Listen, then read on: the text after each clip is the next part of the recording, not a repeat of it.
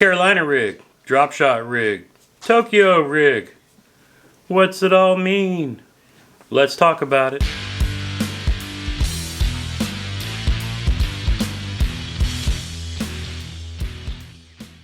What's up, folks, and welcome back. Or if you're brand new to fishing and looking for some tips, tricks, reviews, how-tos, the occasional unboxing, and lots of fishing, welcome to Fishing with Gramps. Today we're going to finish up the third of our three-part series on the introduction to soft plastics in bass fishing. In our first video, we talked about all things Texas rig, the weightless Texas rig, the traditional Texas rig, and the pegged Texas rig. In part 2, we talked about the Ned rig, the wacky rig. This is just a basic introduction to some of the various rigs that we use in bass fishing. This isn't the end-all be-all complete seminar on how to do everything. This is just to familiarize you, the new or returning angler, with each of the various rigs. Alright, so let's get into the 4 techniques that we're going to talk about today to wrap up this series. First, we're going to start out with swim baits. Then we're going to go into the Carolina rig, then the drop shot rig, and then a newer one, the Tokyo rig. Let's get started. So we're going to start out simple first, talking about the basic swim bait. This one's a Rage Tail Swimmer. We've also got 6 Sense Divine swim baits, as well as the Guggen Squad Saucy Swimmers. There are many people that make swim baits, Kitech, so forth and so on. I suggest go with what you can find at your local Walmart because it's quick and easy to pick up. Now this is one of my favorite baits to start the bass fishing season with when it's cold early in the year. But then again, it pretty much catches fish year round. So let's take it down to the table and take a look at it real quick. Now for our swim baits, I've got 3 different style of heads that I really like to use. We'll start with looking at the bottom. It's a hook with a weight on it, an extra wide gap hook with a screw lock on it. Then the next one, we've got again a hook, a screw lock, the weight more up towards the eye with this willow leaf blade coming off of it.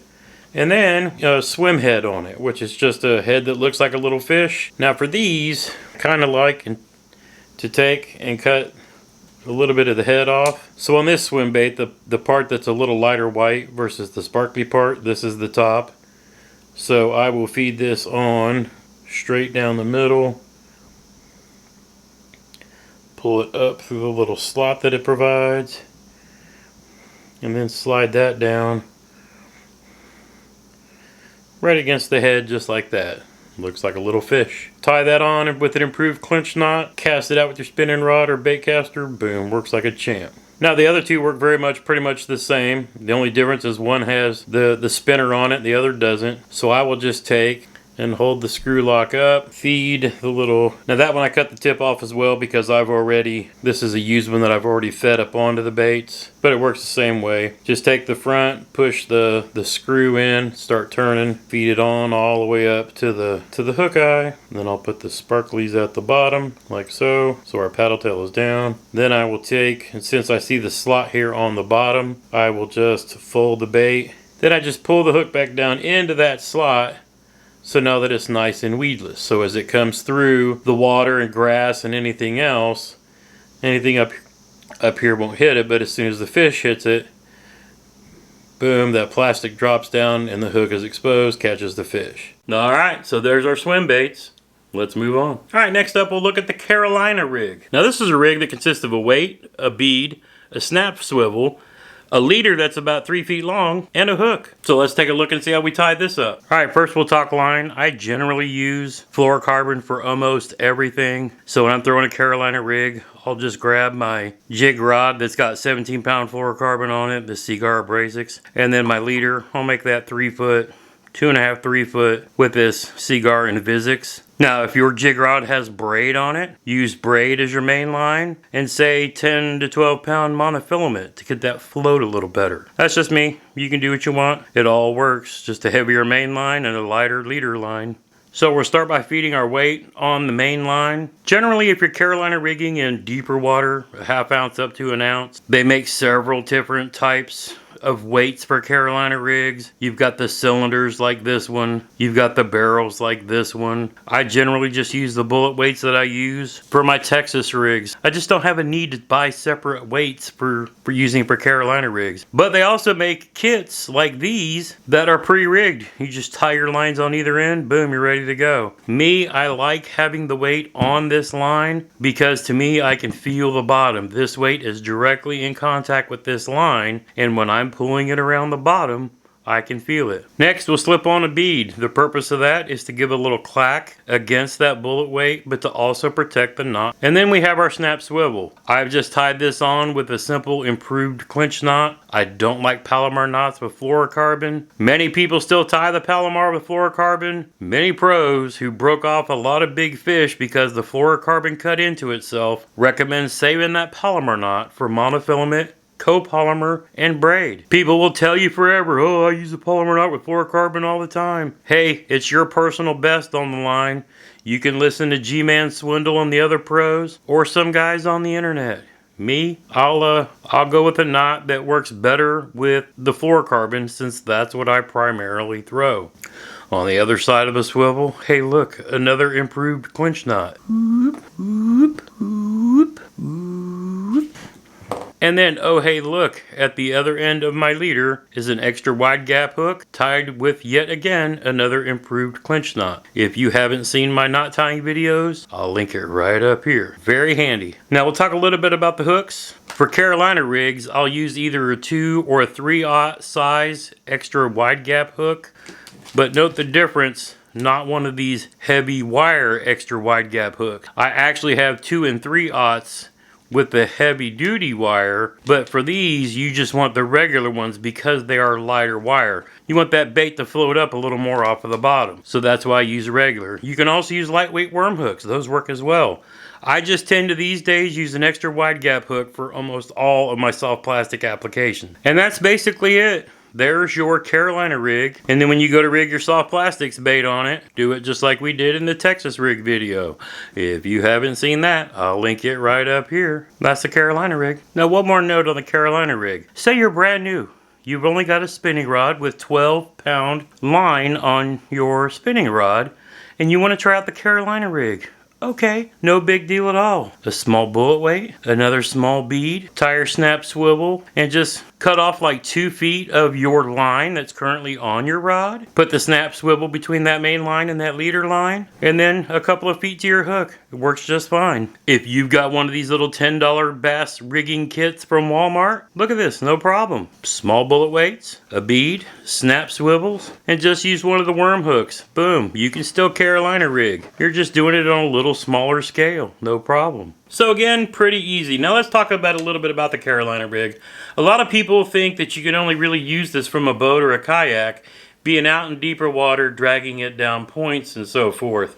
While that's true and that's a good application for it and it's a good summertime bait, it's also really good for a bank fisherman because you can actually put a little bit lighter weight on here and cast this out from the bank and drag it around. You kind of count it down till you feel it hit the bottom, and then you can kind of get a guess as to how deep the water is.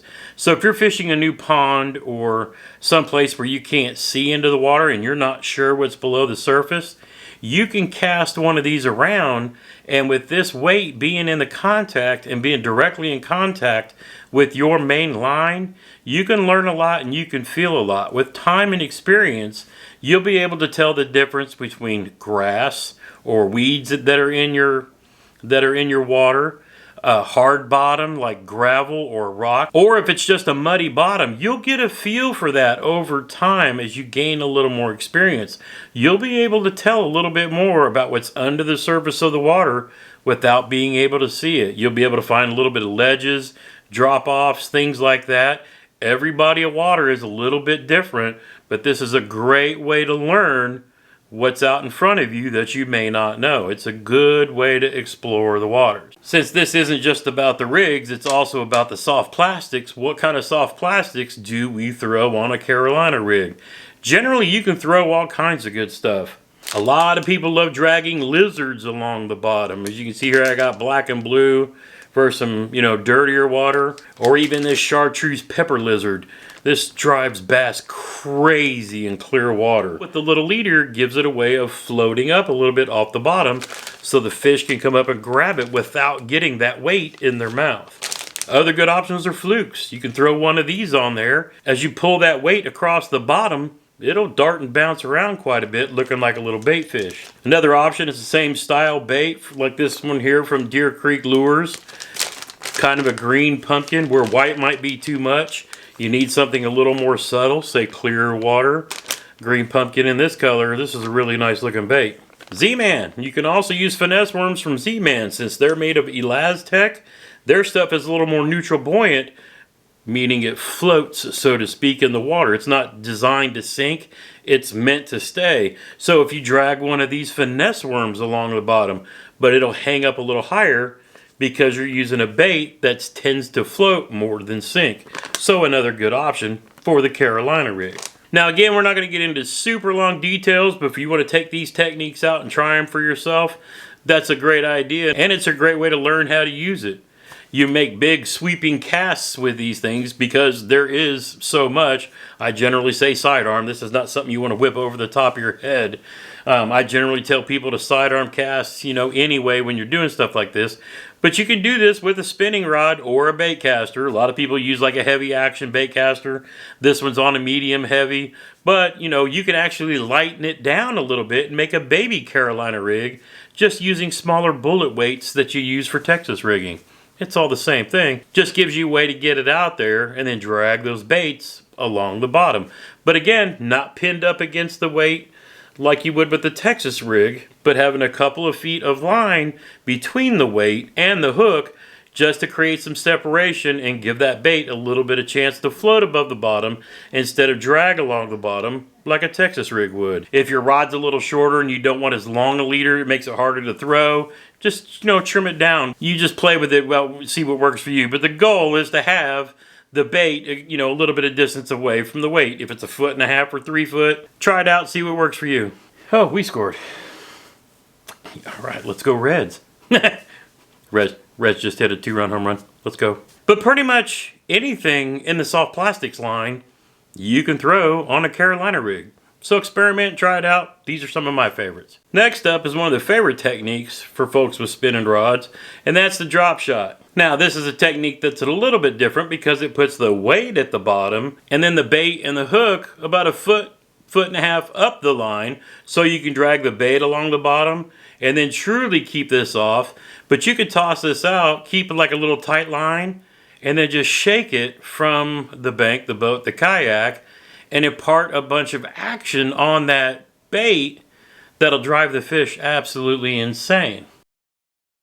This is mainly a clear water technique if you have like fishing pier or fishing, boat docks around that you can walk out and fish off of.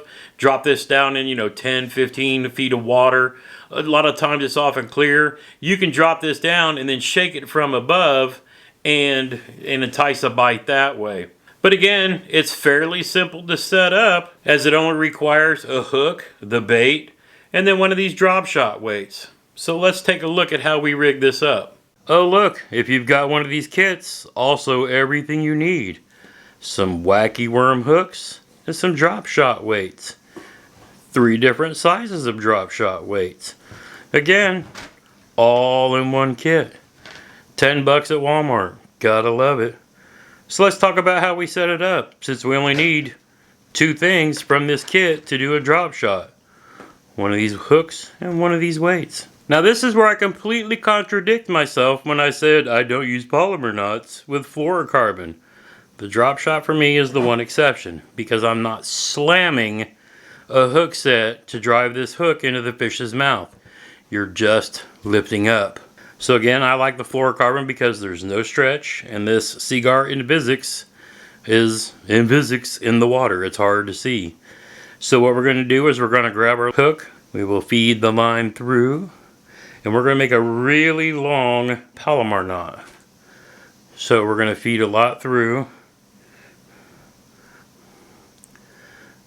Here's our loop. We're going to bring the loop over behind the 2 lines. Pass it through the loop we just made. Reach through the loop and grab the hook. Pull it snug. This is where I will wet it. Alright, we've grabbed our main line and our tag in and pulled it tight. Alright, we're going to grab our tag in. We're going to pass it back through the top of the eye of the hook.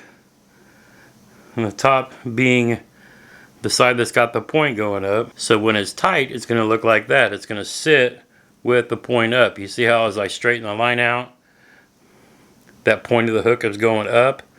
So now when we come down to the bottom of our line, and this you just pass it through, grab the tag end in the main line and just pull that line up into the little keeper like that, and see, then it just hangs onto our weight like that. You don't even have to clip that bottom tag end off. Now if it gets caught in the rocks, you just lose that weight, you don't lose the whole rig. And so there is our drop shot.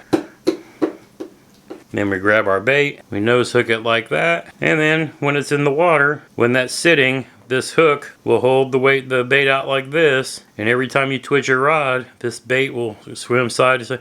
You've got complete freedom of movement here. So this thing will just, move around in the water, and that is our basic drop shot. Now again, it's another super simple rig to tie up once you get the idea of how it works. If you have one of these that has the open bait keeper on the bottom, where you can actually drop the weight in behind it like that, where it's like an open hook, it's another good way to be able to transport this. You just wrap the line around the rod. What I really recommend for transporting rigs like this around, where you have a lot of extra stuff going on, and it's not just something that you can simple and hook to the line tie, get one of these bait sacks. Yeah, I'll drop a link down in the description below. But what that lets us do is capture the whole rig inside the bag, close it, and clip it to our rod for easy transportation back and forth between the house and the water. Just makes things a whole lot easier. I use these for jigs, chatterbaits, crankbaits, pretty much everything. If it's got something sharp and dangly hanging off, it goes into one of these. It just makes life so much simpler. But if you don't have that option, you can hook it down here on the bait keeper and wrap it around the rod. And I would also suggest getting a rod bag or at least some rod socks to protect the line as you're going back and forth. But hey, if you're just getting started, I understand. Get a little bit at a time. Now we often hear the boys at the Googan Squad talking about giving it a dangle. What are they talking about? Give it a dangle. Well, drop shot's one of the things that you dangle from the hook. Let's talk about the baits that we throw. I've got 4 or 5 of my favorites right here. The first one is a Smalley Smasher by Big Bite Baits. Good looking Nami baits. Num num num num num. Next one is the Googan Baits Drag and Drop. Easy grip for shaky heads, but I also like putting them on drop shot. The ones that every tournament fisherman that throws a drop shot are looking for and broke the internet. And these things sell like for $20 a pack on eBay. The Berkeley Power Bait Max Scent Flatworm. These are a favorite of kayak pro Greg Blanchard. Fishes clear water out in California and slays them on these. So these are hard to get. But new for this year is Brandon Polinick's collaboration with X Zone Lures, the Pro Series Slammer by X Zone. These are really awesome. I just put in another order of these in the Adrenaline Claws. I found these through Monster Bass in the monthly bundles. I had never used X Zone Lures. I am now a fan. Alright, next up is something new-ish. It's newer to me because I really haven't thrown these before, but I said this year I wanted to try a lot of new things. And so we're going to try out the Tokyo rig. It's really unique design. It's kind of like a metal drop shot rig for bigger baits, so to speak. So the idea is you have a snap swivel that my fingers are around, the hook, and then this little metal leader. So what you do is you take one of your heavier weights, you put it on this metal end, then you bend the tip down. So what it does is it basically holds this weight at the bottom of the water, and then it leaves this hook free to move up and down a couple inches from the bottom. So you can put various baits on it and drag it along the bottom. Or if you take like a weight that's like 1 ounce or 1.5 ounces and put it on here, you can basically use that as a punching rig to drive the bait down through really thick mats. But again, since it's tied up here, it keeps the hook and the weight a little bit separate, So when you go to set the hook and pull all of that back up through the mat, it's two separate little pieces. It's not everything all together. So I'm actually going to give this a shot. And I think this can come in really handy in a lot of different situations. Using it on tube jigs, creature baits, you know, things you want to kind of drag along the bottom like that, or pitch and toss. And one of the things I saw Michael Iaconelli likes to do is take and put on 2 of these big tungsten weights when he's punching, but he has them pointed in 2 different directions. And what that does is it gives it more weight, but also gives it a clack when you're dragging it along the bottom like that. So I mean, this is kind of a clever little, I'm gonna throw this around heavy grass mats, maybe around some lily pads, but you know, if you're bouncing this along the bottom, and you know, you could probably even use a couple smaller ones if you wanted to, and put one of the little beads in there just to give it that much more clack. So the Tokyo rig is something I've never thrown before, but I got 3 different packs of these, with a couple with the extra wide gap hooks, and then one of the packs with the straight shank hooks. I'm gonna try those a lot with the Bandito bugs, but I'm gonna give those a shot. And I'll give you guys feedback in a follow-up video as to whether I really like them or not. This is the one new thing to my arsenal that I haven't tried before. So hey, even Gramps is going to be doing some learning this summer, putting this Tokyo rig to work. So there we have it, 3 different videos covering all kinds of different soft plastics. If you have any questions, drop me a comment down below. Out of all these various rigs, what's your favorite so far? Have you got any new ones you want to try? Let me know down in the comments how that goes. And as always, feel free, please, tag me on Instagram, Fishin_with_Gramps, and show me your fish catches. If you tag me in a story, I'll be sure to share it with everybody else. We can share and grow and learn as we go. Follow me and I'll give you a follow back. The more people we can reach, the more people we can teach. Hey, let's keep it going. From now on, we're going to start getting technique specific and start diving deeper into each of the techniques we've talked about since day one on this channel. I know the first one that I'm ready to deep dive into is the chatterbait, and then the jig, and then we'll hit the rest of them from there. As always, go outside when you can. Hey, grab a friend. Go make some memories. One cast at a time.